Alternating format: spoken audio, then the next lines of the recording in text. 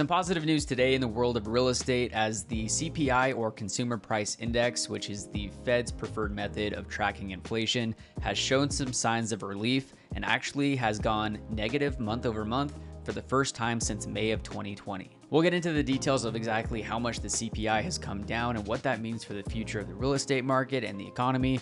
But first off, if I haven't met you yet, my name is Connor Webb. I am a mortgage loan advisor, a mortgage broker, and it's my job to assist my clients into guiding them into whichever loan product is going to be best for their situation. If you have any questions or if you'd like to get in touch, my contact information will be in the description of this video.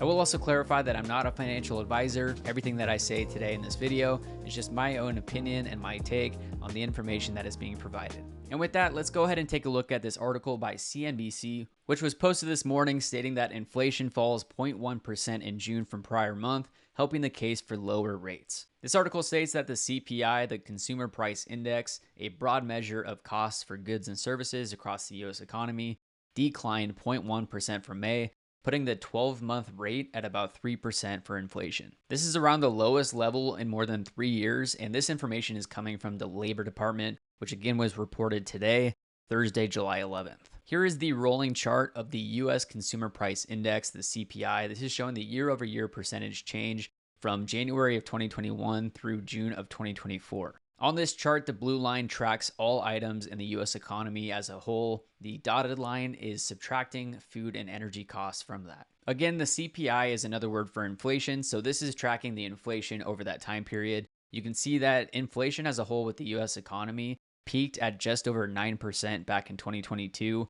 The Fed then hiked interest rates, and since then, inflation has been trending downward. And over the past year or so, inflation has been a bit sticky. It's been relatively level, but with this report month over month, things are heading back downward. And just to clarify with this chart, any positive number means that there is still inflation. And the expectation is that there still will be inflation in the future. The Fed's goal is to drive inflation to around 2%, meaning that prices as a whole will continue to increase year over year by about 2%. This article goes on to state that this is the first time since May of 2020 that the monthly rate showed a decrease in CPI. When looking at the core inflation, which is that dotted line, that is the overall cost of services and goods in the economy, subtracting out food and energy. The core inflation went up 0.1% month over month, which still beat expectations. So overall, this information is good news. This article states that this is the first time since May of 2020 that the monthly CPI rate showed a decrease, and the core rate was the smallest increase since April of 2021.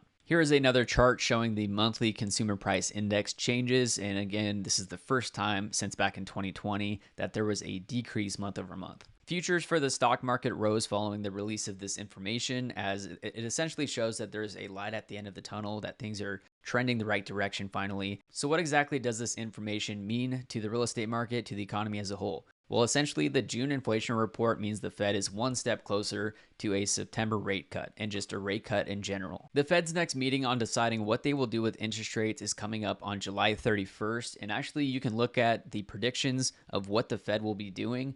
This is the CME Fed Watch tool. So right now there is an 8.8% chance or probability that the Fed will decrease rates on their July 31st meeting. There is a 91.2% probability at the moment that they will not make any changes to interest rates during this meeting. However, if we go over to the September 18th meeting, which is going to be the next time after July 31st that the Fed will be meeting to discuss interest rates, there is an 84.6% probability at the moment that they will cut rates 25 basis points. And there's an 8.1% chance that they will decrease rates 50 basis points. On top of this, there is also a 7.3% probability that they will leave rates unchanged. Going back to the CNBC article, there's a lot that can happen between now and September 18th, which is when they're expected to have their first interest rate cut. But unless most of the numbers, the inflation numbers, start to pivot back into an increase in a hot territory, the Fed's reasoning for not cutting rates may no longer be justified. This article also states that though Fed officials at their June meeting indicated the likelihood of 1/4 percentage point decrease this year, markets are now pricing in an initial cut in September,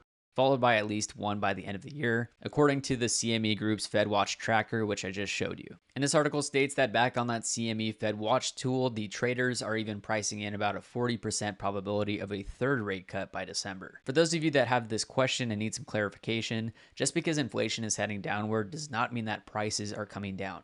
If there's any inflation whatsoever, that means that prices are still going up, but the lower the inflation, the slower the rate that prices will be going up. If prices were to come down, that would be called deflation, and that would have its own set of problems. So some good news overall that inflation is heading on a downward path. With the amount of money that has been put into the system over the past few years in order for this inflation to continue downward, that means essentially that the economy is softening, and with prices heading downward, likely we're going to see more unemployment. Wages might continue to head downward, which brings its own problems with the benefit of inflation coming down.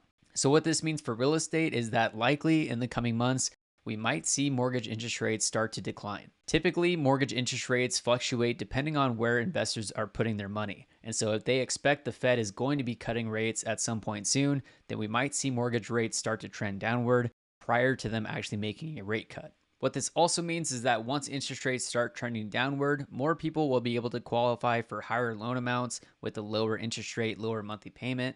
More people will start to be getting into the market. So naturally, we will see more competition in the real estate market when interest rates come down. This may also prompt more sellers to start selling their properties. Since there are a lot of mortgages out there right now with low interest rates, people have been waiting on the sidelines to sell a property and buy another one until rates come down. So we might see more activity in the real estate market as a whole once things trend in that direction.